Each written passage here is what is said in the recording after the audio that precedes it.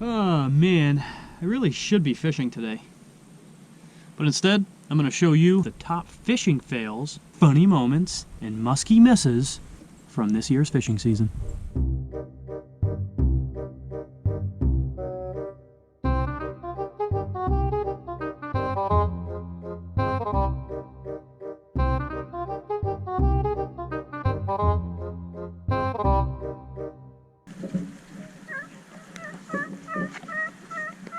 His hunting instincts are trying to come out while he's fishing. So this first video is my brother and I were going bass fishing on Barbie Lake.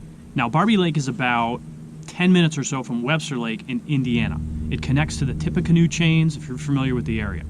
Now something you have to understand about my brother before I show you this video is that he's probably one of the clumsiest people I've ever met. He can't walk by a glass of milk without it falling over. And then you put a fishing pole in his hand and it's like, ay, ay, ay. So we're fishing for bass and he makes a cast and the lure breaks off his line somehow. I don't know. It was like a nick in his line, or he just casted so hard his line broke. I don't know. He's Josiah. Bad things happen. But anyway, his lure flies to the left and somehow his rod ended up having a retroactive effect and it like flung the opposite way and his rod ended up flying out of his hand and landing in the water. Was he able to save his rod? You'll have to watch and see.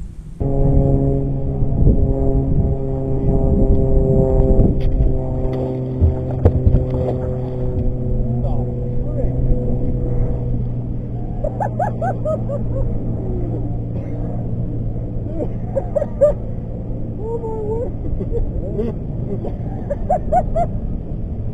That's the funniest thing that's ever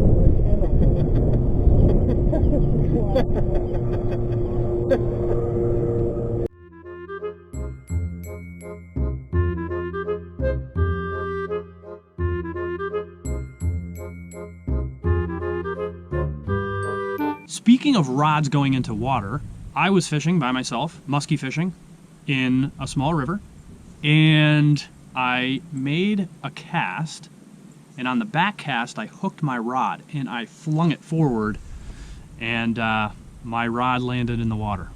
Was I able to save my rod? You'll have to watch and see.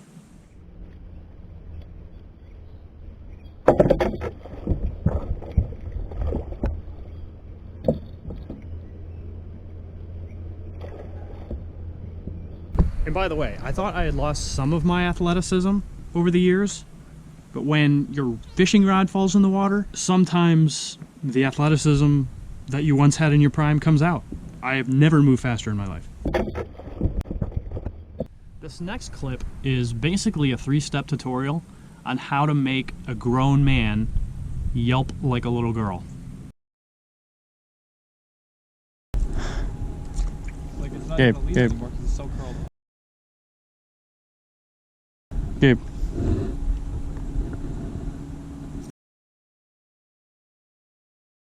Oh! What is in there? Just water. Just 65-degree water. And then I did it again about a year later.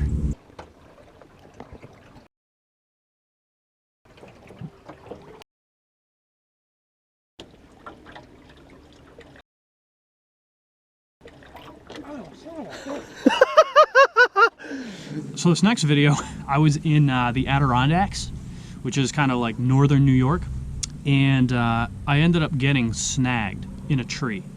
And what was funny about this is I was telling all the other people on my boat, I'm like, you guys gotta stop getting snagged. Like, seriously, I don't get snagged like this, right? And then I make a cast and I get snagged like 30 feet up in a tree. And my buddy's like, wow, how did you do that, right? Making fun of me. So my brother, Gabe, he climbs the tree, but he scales it because there's no branches down below. And he gets all the way to the top of the tree, and I make a couple like jerks with my rod, and the lure, which was snagged all the way in the top of the tree, falls down. So now we have a little bit of a predicament, right? My brother's stuck in the top of a tree. There's no branches. He's got to like try to get down somehow.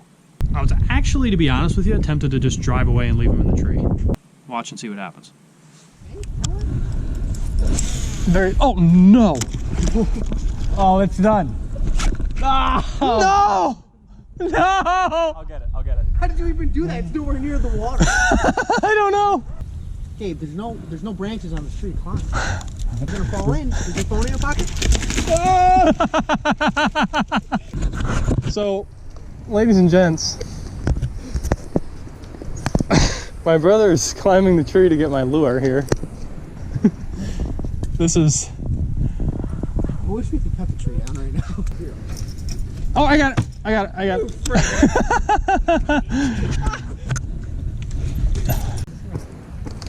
Make sure you got a good landing. My dad. This next clip was on Labor Day, and I decided to take my wife and my 2-year-old daughter out to go fishing. I'm musky fishing, and my little 2-year-old daughter decides to spill all of the cheddar goldfish in the bottom of the boat. So, needless to say, the skunk was out of the boat. We had all kinds of fish in the boat. But what she did is she took her snack container, which is this metal container, and it was really expensive. It was like 25 or 30 bucks for this container. But my daughter spills all of the goldfish and then chucks the metal container into the water. And we were like, no! No!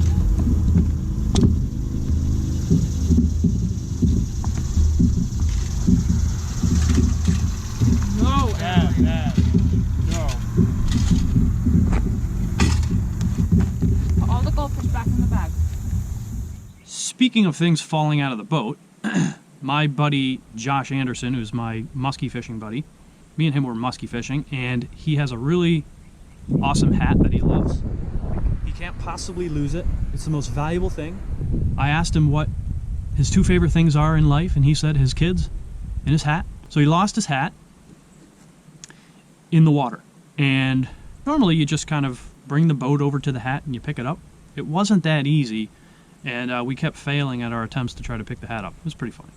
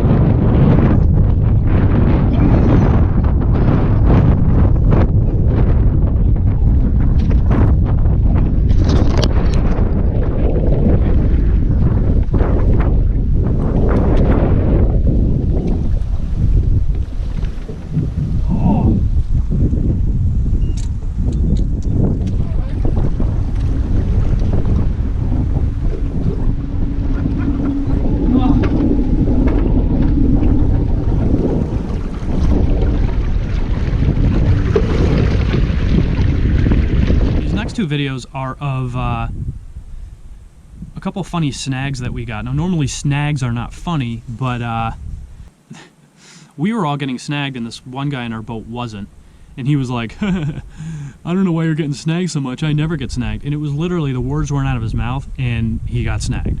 Watch and see. Pretty dangerous throwing deep lures back here. A lot of little sticks in here. Oh no, we're not having no problems with my tonight.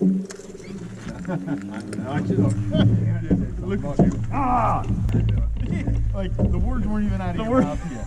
Weren't even out of your mouth. That was classic. Now occasionally, you get snagged on a tree branch, which isn't a big deal. My buddy Josh snags a tree branch, and he gets it to the boat, and he's like pulling it out of the water, and he keeps pulling it and pulling it and pulling it, and next thing you know, he's got literally like a tree in the boat with us. It was estimated to be somewhere between 12 and 15 feet long, and you can see me kind of crane my neck and look up and go, dude! He had basically caught the state record tree branch.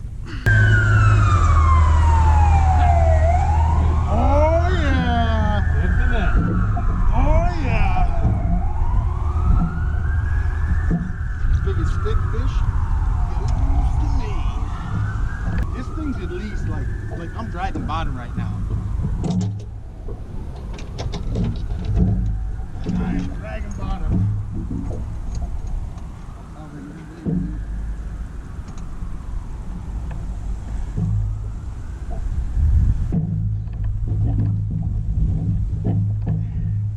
Look at this thing, bud.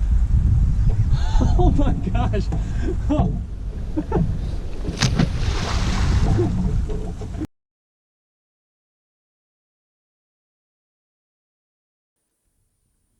So in this first clip, I had not seen a muskie all day. In fact, I was still trying to catch my first muskie of the season.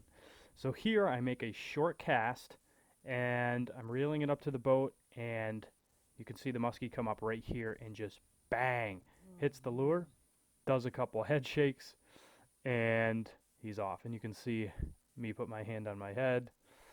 There it is again. Oh, so disappointing. In the next clip here, I'm fishing at sunset on the river, and what you don't know is that there's a muskie actually stalking my Poseidon right now. And I reel it up to the boat and instinctively do a figure eight, and at the top turn right here, a muskie comes up and absolutely slams the tail of it. But the hook's never engaged, and unfortunately never saw that fish again. So I'm going to slow it down again for you, and you can see right at the top. Here he comes right here.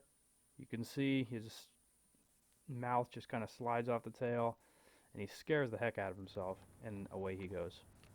In this next video here, I'm working a Medusa really slow, and I hook into something.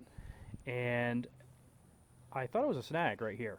And then I set the hook a second time and realized, wait a minute, that thing's fighting. That's a fish.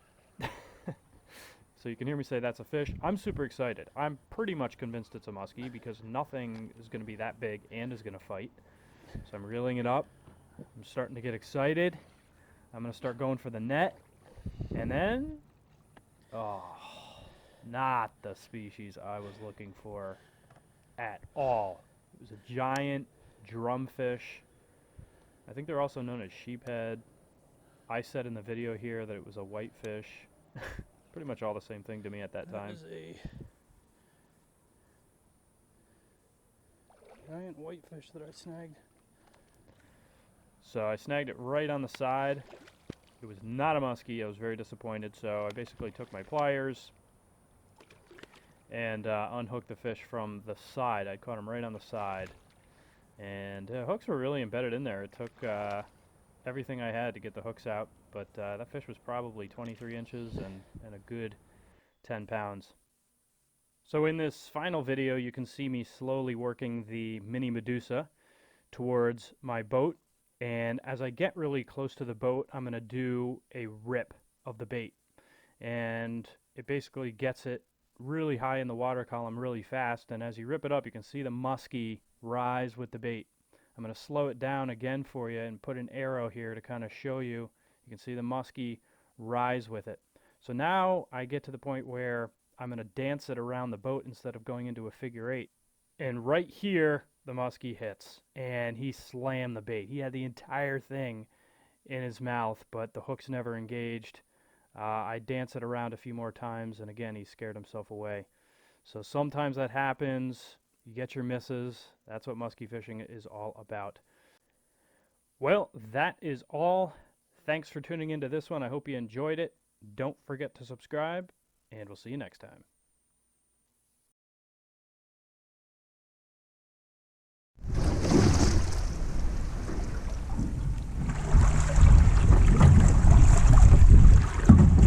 Oh, there we go.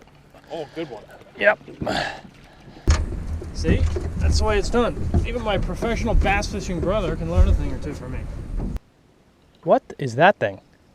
That's a giant crappie. Oh, dude! Wow! Wow, that's massive!